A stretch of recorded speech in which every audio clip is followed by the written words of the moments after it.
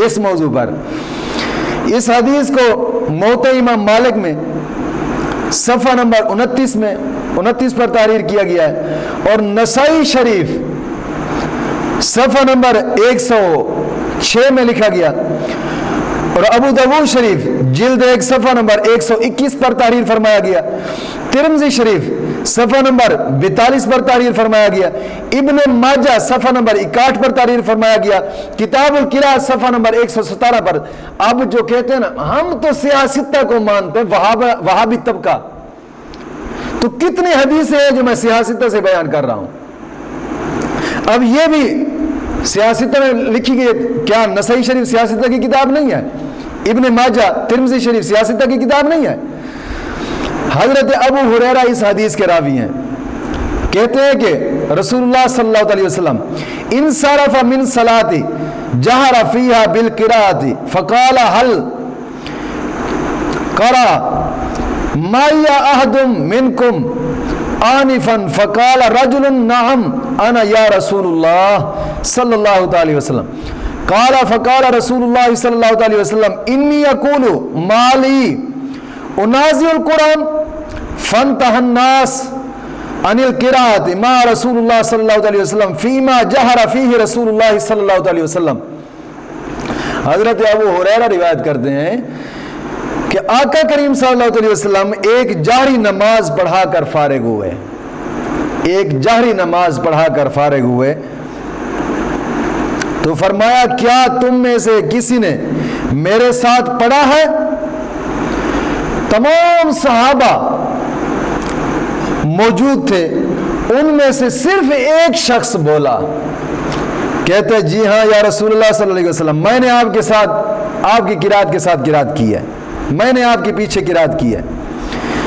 آپ نے فرمایا تبھی تو میں اپنے دل میں کہہ رہا تھا کہ میرے ساتھ قرآن کی قرات میں جھگڑا کیوں ہو رہا ہے، کشمکش کیوں ہو رہی ہے، مجھ سے قرآن کریم کیوں چھینا جا رہا ہے؟ یہ حضور فرما رہے ہیں۔ آقا کریم صلی اللہ علیہ وسلم کی اس ارشاد گرامی کے بعد صحابہ کرام علیہم رضوان اجمعین جاری نمازوں میں قرات کرنے سے رک گئے۔ اب یاد رکھیے گا کہ یہ صبح کی نماز کا واقعہ تھا، سنن کبریٰ جلد 2 صفحہ نمبر 157 پر، اور سنن ابو داؤد جلد 1 صفحہ نمبر 130 پہ، جس میں تقریباً تمام صحابہ کرام موجود تھے، لیکن ان میں سے آقا کریم صلی اللہ علیہ وسلم کے پیچھے پڑھنے والا صرف ایک شخص تھا، اس کو بھی امام کے پیچھے قرات کرنے پر ڈانٹا گیا۔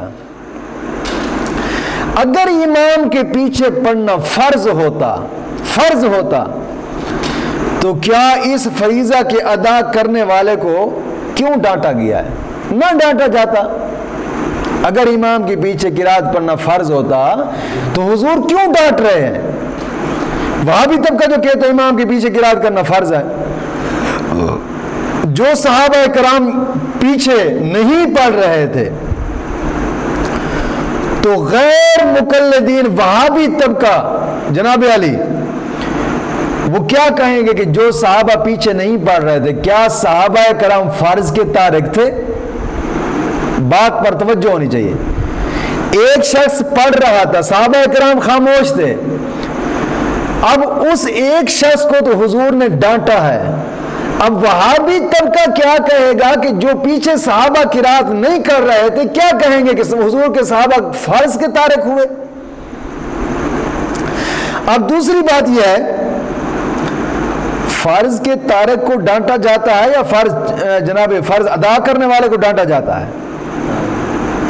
فرض چھوڑنے والے کو ڈانٹا جاتا ہے۔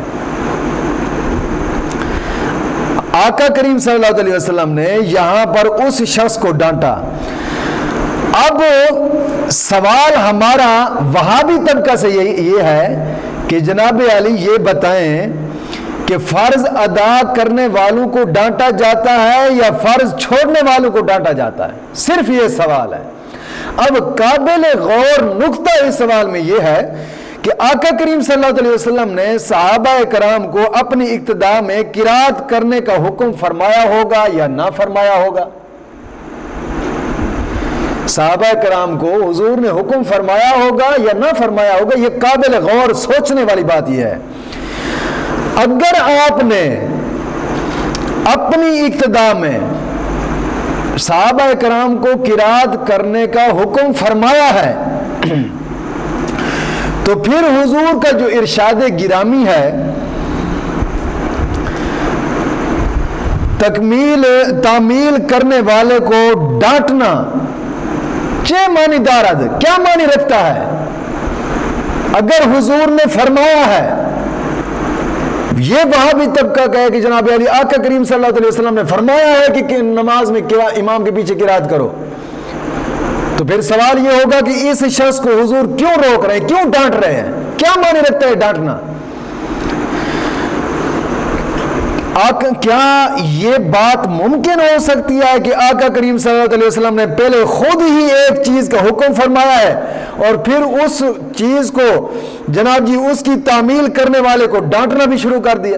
یہ کیسے ہو سکتا ہے کہ حضور نے قرات کرنے کا حکم دیا ہے کہ امام کے پیچھے قرات کیا کرو اور پھر ڈانٹنا بھی شروع کر دیا ہے؟ یہ کیسے ہو سکتا ہے؟ دوسری بات یہ ہے کہ اگر آپ نے امام کی اقتداء میں پڑھنے کا حکم فرمایا تھا تو کیا بات ہے کہ یار تمام صحابہ میں سے صرف ایک شخص اس حکم کی تعمیل کر رہا تھا، بقایا تمام صحابہ اس حکم کی خلاف ورزی کر رہے تھے؟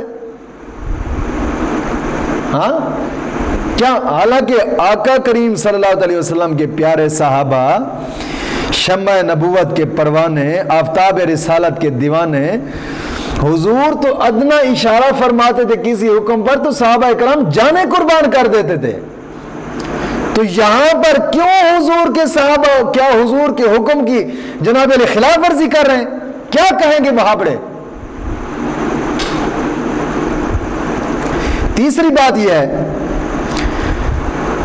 کہ یہ امر بھی قابل غور ہے، لائق التفات ہے، خاص طور پر پیش نظر رکھنے کے لائق ہے کہ فریق ثانی یعنی وہابی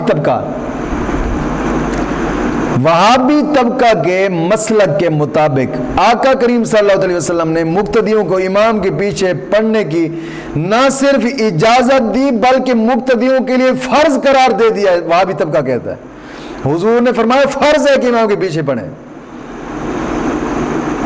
اب بات یہ ہے اگر فرض تھا تو حضور پھر کیوں ناراضگی کا اظہار فرما رہے ہیں؟ حضور کیوں فرض چھوڑنے کا حکم دے رہے ہیں؟ میری بات سمجھ نہیں آ رہی۔ حضور کیوں فرض چھوڑنے کا حکم دے رہے ہیں؟ ہاں اگر حضور نے فرض فرمایا، حضور نے فرمایا کہ پڑھنا فرض ہے امام کے پیچھے، اب لباب یہ نکلتا ہے وہابی مسلک کا کہ جناب علی آقا کریم صلی اللہ علیہ وسلم کے حکم کے خلاف کرو، یہ حکم جناب لباب نکلتا ہے کہ حضور کے حکم کے خلاف کرو، اپنی من مانی کرو، جو حضور نے حکم فرمایا اس کے خلاف چلو۔ ایک جزئی لے کر جو آگے میں بیان کرتا ہوں،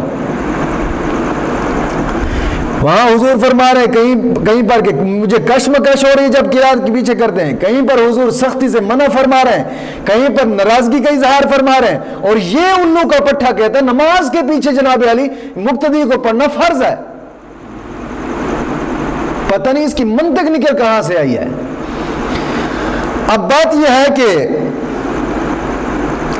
جس سوچنے والی بات یہ ہے کہ جس حکم کو آقا کریم صلی اللہ علیہ وسلم اگر فرض کہہ رہے ہیں کہ جناب علی امام کے پیچھے قرات پڑھنا فرض ہے، مقتدی کا قرات کرنا فرض ہے، تو حضور اس فرض سے کیوں روک رہے ہیں؟ کیوں صحابہ کو فرض کا تارک بنا رہے ہیں؟ نعوذ باللہ۔ معلوم ہوتا ہے کہ امام کے پیچھے قرات کرنا منع ہے، حضور نے خود ہی منع فرمایا ہے۔ اب 10ویں حدیث اس موضوع پر حضرت ابن عباس سے ابن ماجہ میں ایک بہت ہی لمبی حدیث تحریر کی گئی، لیکن جس کا خلاصہ اور لب لباب میں بیان کرتا ہوں وہ یہ ہے، آقا کریم صلی اللہ علیہ وسلم جب مرض الموت میں مبتلا ہوئے، آپ نے امامت کے فرائض حضرت ابو بکر صدیق رضی اللہ تعالیٰ عنہ کے سپرد فرما دیے تاکہ وہ لوگوں کو جناب علی نماز پڑھایا کریں۔ ایک مرتبہ جب مرض میں تھوڑی سی تخفیف محسوس ہوئی، آقا کریم صلی اللہ علیہ وسلم 2 آدمیوں کے سہارے آہستہ آہستہ چل کر مسجد میں تشریف لائے۔ آپ کی مسجد میں تشریف آوری سے پہلے حضرت ابو بکر صدیق رضی اللہ تعالیٰ عنہ نماز شروع کرا چکے تھے، حضرت ابو بکر صدیق آپ کی آمد محسوس کر کے حضرت ابو بکر صدیق رضی اللہ تعالیٰ عنہ اپنی جگہ سے ہٹنے لگے، مصلی کو چھوڑنے لگے۔ حضور نے اشارہ فرمایا کہ اپنی جگہ پر ٹھہرے رہو، حضور نے اشارہ فرمایا، لیکن حضرت ابو بکر صدیق رضی اللہ تعالیٰ عنہ کو مصلی کے قریب کھڑے ہو گئے اور ان کی جگہ آقا کریم صلی اللہ علیہ وسلم مصلی پر تشریف لے گئے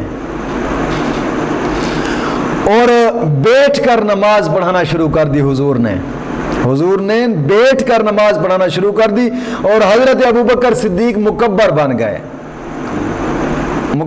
گئے۔ اور اگلے الفاظ حدیث کے خاص طور پر قابل غور ہیں، وہ یہ ہے، یہ ابن ماجہ شریف صفحہ نمبر 88 پر حدیث مبارکہ ہے۔ حدیث کے الفاظ یہ ہے، وَأَخَذَ رسول اللہ صلی اللہ علیہ وسلم من القراءۃ من حیث کان بلغ ابو بکر۔ آقا کریم صلی اللہ علیہ وسلم نے قراءت وہیں سے شروع کی جہاں سے ابو بکر صدیق نے قراءت کو چھوڑا تھا۔ اب توجہ کرنے والی بات ہے، دوسری حدیث کے الفاظ یہ ہیں، یہ سنن کبریٰ بہقی شریف میں جلد 3 صفحہ نمبر 81 پر موجود ہے۔ الفاظ یہ ہے، فاستفتح النبی صلی اللہ علیہ وسلم من حیث انتہا ابو بکر من القرآن، کہ آقا کریم صلی اللہ علیہ وسلم نے قرآن کے اس حصے سے پڑھنا شروع کیا جہاں تک حضرت ابو بکر صدیق قرات فرما چکے تھے، اس سے آگے حضور نے پڑھنا شروع کر دیا۔ اور تیسری حدیث کے الفاظ کچھ اس طرح ہے، یہ حدیث طحاوی شریف جلد 1 صفحہ نمبر 197 پر موجود ہے۔ حدیث کے الفاظ کیا ہے، فاستتم رسول اللہ صلی اللہ تعالی علیہ وسلم من حیث انتہا ابو بکر من القرآن، کہ آقا کریم صلی اللہ علیہ وسلم نے وہاں سے قرات پوری کی جہاں تک حضرت ابو بکر قرات کر چکے تھے، اس سے آگے حضور نے قرات کرنی شروع کر دی۔ اب یاد رکھیے گا یہ حدیث بالکل صحیح ہے اور اس حدیث کے تمام راوی سارے کے سارے سکہ ہیں، بالکل ٹھیک اور مضبوط اور قوی دلیل ہے۔ اب معلوم ہوتا ہے کہ جب آقا کریم صلی اللہ علیہ وسلم کی تشریف آوری سے پہلے، کیونکہ حضور آہستہ آہستہ چلتے رہے، اب آقا کریم صلی اللہ علیہ وسلم کی تشریف آوری سے پہلے حضرت ابو بکر صدیق سورۃ فاتحہ آدھی پڑھ چکے تھے، لیکن غالب گمان یہ لگتا ہے کہ حضور آدھی سے زیادہ پڑھ چکے تھے ابو بکر صدیق رضی اللہ تعالیٰ عنہ، اور آقا کریم صلی اللہ علیہ وسلم نے قرات وہیں سے شروع کی ہے جہاں سے ابو بکر صدیق نے شروع کی تھی، ختم کی تھی، وہیں سے آگے حضور نے قرات کرنی شروع کر دی ہے۔ اب مکمل طور پر سورۃ فاتحہ تو حضور نے اس نماز میں نہیں پڑھی۔ اب وہابی طبقہ کیا کہے گا اس نماز کے بارے میں کہ کیا آقا کریم صلی اللہ علیہ وسلم فرض کے تارک ہوئے، کیا حضور کی نماز ہوئی ہے یا نہیں ہوئی؟ توجہ نہیں فرمائی میری بات میں۔ کیا حضور نے نماز جو پڑھائی ہے، حضور تو آہستہ آہستہ چلتے نماز میں ہے نا، تو غالب گمان لگتا ہے ابو بکر صدیق سورۃ فاتحہ سے زیادہ، آدھی سے زیادہ کچھ پڑھ چکے تھے، تو حضور نے آگے سے ہی قرات کرنی شروع کر دی ہے، پیچھے والی قرات کو تو حضور نے چھوڑا ہے۔ اب کیا کہے گا وہابی طبقہ کہ سورۃ فاتحہ پڑھنی اگر فرض تھی تو حضور نے فرض کو چھوڑ دیا ہے؟ تو معلوم ہوتا ہے سورۃ فاتحہ پڑھنی فرض نہیں ہے، نماز کے اندر بھی سورۃ فاتحہ پڑھنی فرض نہیں ہے. لیکن آقا کریم صلی اللہ علیہ وسلم نے یہ نہ فرمایا کہ یہ نماز نہیں ہوئی، بلکہ آپ نے فرمایا نماز مکمل ہے. آپ نے نماز کو باطل نہیں کیا، نماز کو نہیں توڑا، نماز کا دوبارہ پڑھنے کا اعادہ بھی نہیں فرمایا. جہاں تک حضرت ابوبکر صدیق قرات کر چکے تھے وہیں سے آگے حضور نے قرات کرنی شروع کر دی ہے تو نماز مکمل فرمائی. تو صحابہ کرام نے بھی نہیں فرمایا حضور قرات سورۃ فاتحہ تو جناب علی فرض ہے، آپ پیچھے سے آپ نے تو سورۃ فاتحہ بھی نہیں پڑھی. کیا یہ غیر مقلدین وہابی طبقہ الو کا پٹھا یہ صحابہ سے زیادہ علم رکھتا ہے؟ وہاں پر صحابہ کرام نے اعتراض نہیں اٹھایا. اور خود آقا کریم صلی اللہ علیہ وسلم نے نماز پڑھائی تو حضور نے تو یہ نہیں فرمایا کہ میں جناب علی فرض مکمل نہیں کیا لہٰذا نماز نہیں ہوئی.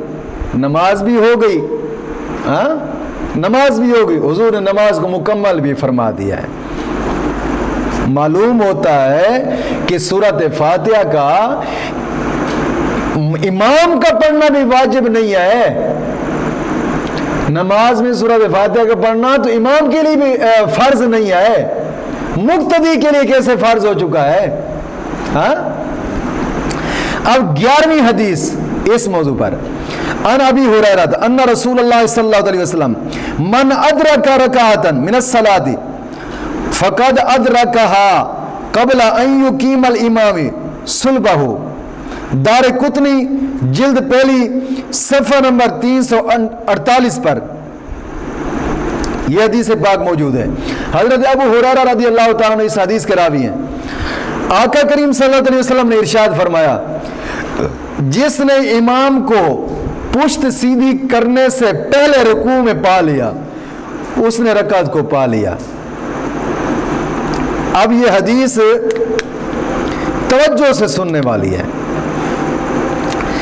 اس حدیث سے پوری وضاحت اور صراحت سے یہ بات معلوم ہوتی ہے کہ جس شخص نے امام کو رکوع میں پا لیا اس نے رکعت کو پا لیا ہے، یعنی اس کی رکعت ہو گئی ہے. اب ظاہر یہ ہے کہ جو شخص امام کے ساتھ رکوع میں شریک ہو گیا اس کے رکوع میں شریک ہونے سے پہلے امام فاتحہ پڑھ چکا تھا.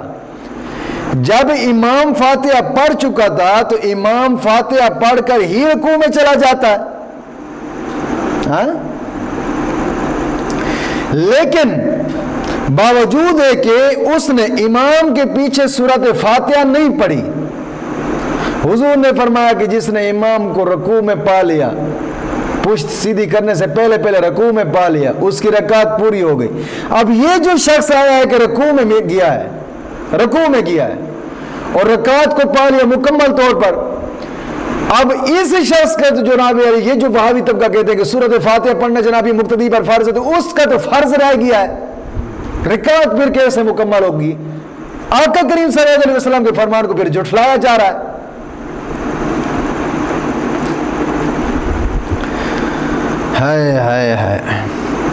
لیکن وہابی طبقہ اس حدیث کو بالکل صحیح مانتے ہیں، اس رکعت والی حدیث کو صحیح مانتے ہیں کہ جس نے امام کے پیچھے رکوع میں امام کو پا لیا ہے تو اس کی رکعت ہو گئی. حدیث کو صحیح مانتے ہیں لیکن عمل نہیں کرتے اس پر. ان عقل کے اندھوں کو یہ بات سمجھ نہیں آتی کہ جس نے رکوع میں امام کو پا لیا اس کی رکعت تو ہو گئی. جب رکعت ہو گئی ہے تم جو کہتے سورۃ فاتحہ پڑھنی فرض ہے تو اس کو تو فرض رہ گیا ہے، اس کا تو فرض رہ گیا. جب فرض رہ گیا تو پھر رکعت کو اس نے کیسے پا لیا ہے؟ لیکن عقل کام نہیں کرتی، عقل کے جو اندھے ہیں. 12ویں حدیث اس موضوع پر سنن کبریٰ جلد پہلی صفحہ نمبر 10. اب اس حدیث پر میں تھوڑی سی وضاحت کروں گا اور پھر آگے چلتے ہیں، بس کرتے ہیں. لگتا ہے آپ کو بھی نیند آ رہی ہے. یہ حدیث سنن کبریٰ جلد پہلی صفحہ نمبر 10 پر موجود ہے. حدیث کے الفاظ کیا ہیں؟ انا ابی بکرہ انہ دخل المسجد والنبی صلی اللہ علیہ وسلم راکعا فراکع قبل ان یاسل الی الصف فقال النبی صلی اللہ علیہ وسلم زادک اللہ حرصا ولا تعد. حضرت ابو بکر سے روایت ہے. لگتا ہے حضرت ابو بکر صدیق رضی اللہ تعالیٰ عنہ اور صحابی ہیں, حضرت ابو بکر اور صحابی ہیں. اب یہ روایت کرتے ہیں کہ حضرت ابو بکر فرماتے ہیں کہ میں مسجد میں داخل ہوا تو آقا کریم صلی اللہ علیہ وسلم رکوع میں چلے گئے. جیسے ہی مسجد میں داخل ہوا حضور رکوع میں چلے گئے, جماعت ہو رہی تھی, حضور رکوع میں چلے گئے. صف میں ملنے سے پہلے ہی یہ جیسے مسجد میں داخل ہوئے نا, وہاں سے اللہ اکبر کہتے رکوع میں چلے گئے اور ایسے ایسے چلتے چلتے صف میں مل گئے, ایسے ایسے چلتے چلتے کہ صف میں مل گئے. تو جناب علی آقا کریم صلی اللہ علیہ وسلم نے ارشاد فرمایا اللہ تجھے نیکی پر حریص کرے, پھر ایسا نہ کرنا. اب یہ بات تو بالکل واضح اور ظاہر ہے کہ حضرت ابو بکرہ نے سورۃ فاتحہ پڑھے بغیر رکوع میں شامل ہو گئے تھے. وہ جیسے ہی داخل ہو تو اللہ اکبر کہتے رکوع میں, پھر ایسے ایسے آگے چلتے صف میں جا ملے. سورۃ فاتحہ پڑھے بغیر ہی جناب علی وہ شامل ہو گئے. لیکن فاتحہ پڑھے بغیر ہی شامل ہو گئے, اس کے باوجود ہی ان کی رکعت ہو گئی. آقا کریم صلی اللہ علیہ وسلم نے ان کی نماز کو کامل اور مکمل کا حکم فرمایا اور صحیح سمجھائے, اس کو نماز دہرانے کا آرڈر نہیں فرمایا. اگر سورۃ فاتحہ پڑھنا فرض, ہر رکعت میں فرض اور اس کا رکن ہے, تو حضرت ابو بکرہ کی یہ نماز کیسے درست ہوگی؟ ان کو دوبارہ پڑھنے کا کیوں نہیں حکم فرمایا آقا کریم صلی اللہ علیہ وسلم نے؟ غیر مقلدین وہابی طبقہ یہ اس حدیث کو بھی صحیح مانتے ہیں, اور اس کا اقرار بھی کرتے ہیں کہ واقعی ایسا ہوا تھا, حضرت ابو بکرہ نے ایسا کیا تھا. لیکن بات یہ ہے کہ زبان کو تالے لگے ہیں, زبان کو. حالانکہ مولانا شمس الحق عظیم آبادی اس نے دار قطنی کی ایک شرح لکھی ہے یا حاشیہ لکھا ہے التعلیق المغنی علی الدار قطنی, صفحہ نمبر 347 پر. وہ یہ کہتا ہے کہ حضرت حدیث ابو بکرہ میں اس بات پر دلالت ہے کہ امام کو رکوع میں پانے والا رکعت پا لیتا ہے, اور یہ مسئلہ حضرت ابن مسعود, حضرت زید بن ثابت اور حضرت ابن عمر سے بھی صراحتاً روایت کیا گیا ہے. مولانا شمس الحق عظیم آبادی لکھتے ہیں اور امام غرباء اہل حدیث ابو محمد مولوی عبد الستار اپنی تفسیر ستاری میں لکھتے ہیں کہ بے شک مدرک رکوع مدرک رکعت ہے. یہ میں تفسیر ستاری صفحہ نمبر 367 سے الفاظ پڑھ رہا ہوں.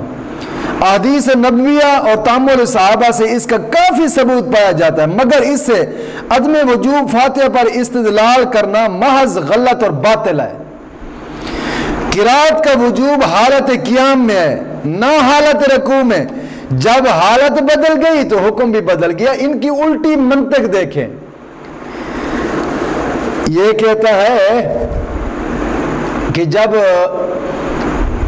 امام رکوع میں جاتا ہے تو رکوع میں نمازی کی حالت بدل جاتی ہے, رکوع میں نمازی کی حالت بدل جاتی ہے. حالانکہ اس کا یہ جواب کوئی وزنی اور کوئی دلیل نہیں ہے, اس کی حالت بدل جاتی ہے. مولوی موصوف کا یہ جواب سراسر قیاس پر مبنی ہے, اور جس قیاس کے بارے یہ کیا کہتے ہیں گلہ پھاڑ پھاڑ کر اور چیخ چیخ کر کہتے رہتے ہیں جناب علی اول من قاس ابلیس سب سے پہلے ابلیس نے قیاس کیا تھا. قیاس کو نہیں مانتے نا, یہ گلہ پھاڑ پھاڑ کے الفاظ بولتے رہتے ہیں, اور آگے یہ ان کی بلا جانے کی ابلیس کا قیاس کس نوعیت کا تھا اور قیاس مجتہد کس نوعیت کا ہوتا ہے. لیکن اب بات سوچنے والی یہ ہے, یہ کہتے ہیں کہ جب حالت بدل گئی تو حکم بھی بدل گیا. پہلے تو اس بات کو ثابت کرنا چاہیے تھا اس مولوی کو کہ جناب علی رکوع کرنے سے کیا حالت بدلی ہے, رکوع کرنے سے کیا حالت بدلی ہے, کیا نماز ختم ہو گئی ہے؟ کیونکہ دو ہی تو حالتیں ہوتی ہیں جہاں نمازی کی حالت بدل, یا نماز ختم ہو جاتی ہے, کیا نمازی بدل گیا ہے, کیا حالت بدلی ہے؟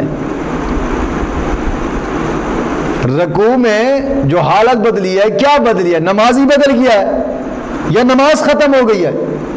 تو پھر یہ کیسے کہہ رہا ہے کہ جناب حالت بدل گئی ہے اس لیے رکوع کو پا لیا ہے؟ حدیث کا ترجمہ موڑتا ہوا دیکھیے ان کو, اپنی سوچ رکھتے ہیں آگے. آخر اب بات یہ ہے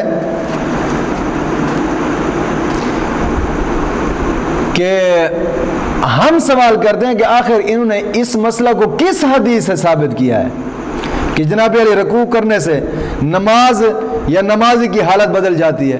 کس حدیث سے اس مسئلہ کو انہوں نے ثابت کیا ہے کہ جناب علی رکوع کرنے سے نماز بدل جاتی ہے یا نمازی کی حالت بدل جاتی ہے؟ کس حدیث سے ثابت ہے؟ حضرت ابو بکر کی حدیث,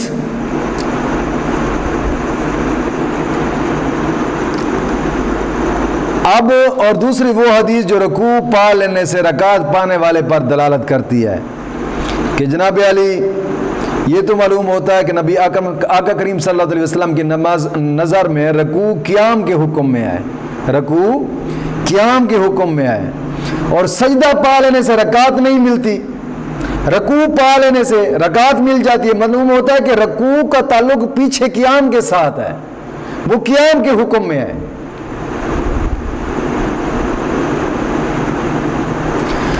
تو جب رکوع قیام کے حکم میں آئے تو رکوع سے حالت نہیں بدلی, لہذا رکوع پا لینے کی حالت میں رکوع میں قرات فاتحہ فرض ہونی چاہیے تھی.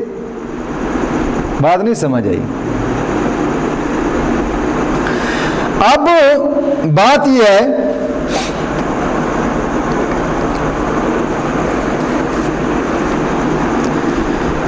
اس حدیث سے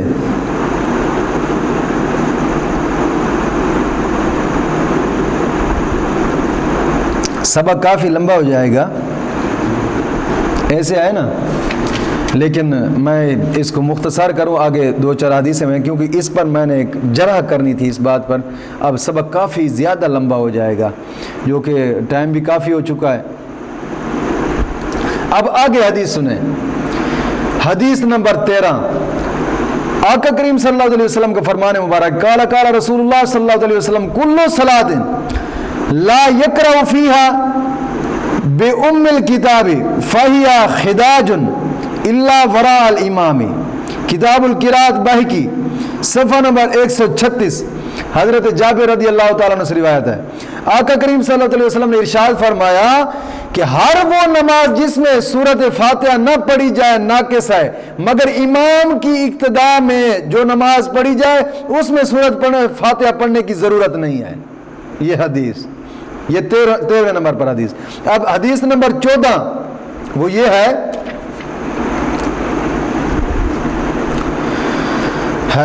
کتاب القراءت صفحہ نمبر 136 پر, من صلی صلاۃ لم یقرأ فیہا بفاتحۃ الکتاب فلم یصلی الا وراء الامام. امام بہقی فرماتے ہیں کتاب القراءت صفحہ نمبر 136 پر, آقا کریم صلی اللہ علیہ وسلم نے فرمایا کہ جس شخص نے نماز میں سورۃ فاتحہ نہ پڑھی اس کی نماز نہ ہوگی, مگر امام کی اقتداء میں پڑھی ہوئی نماز اس سے مستثنا ہے, یعنی وہ ہو جائے گی اور مقتدی کے لیے الگ پڑھنے کی ضرورت نہیں ہے. یہ جو کہتے ہیں نا کہ جناب علی جس نے سورۃ فاتحہ نہ پڑھی اس کی نماز نہ ہوئی، جس نے سورۃ فاتحہ نہ پڑھی اور اس کی نماز نہیں، اور بے وقوفہ کم از کم پوری حدیث کو تو پڑھ، دو الفاظ لے کر دہراتا رہتا ہے، دو الفاظوں کی تو نے تسبیح بنا لی ہے، جو آگے پیچھے الفاظ ہیں ان کی کیوں نہیں بناتا؟ اب 15ویں حدیث عن ابی ہریرہ قال قال رسول اللہ صلی اللہ علیہ وسلم کل صلاۃ لا یقرأ فیہا بأم الکتاب فہی خداج الا صلاۃ خلف الامام، کتاب القراءۃ باہی کی صفحہ نمبر 171 پر حضرت ابو ہریرہ سے روایت ہے،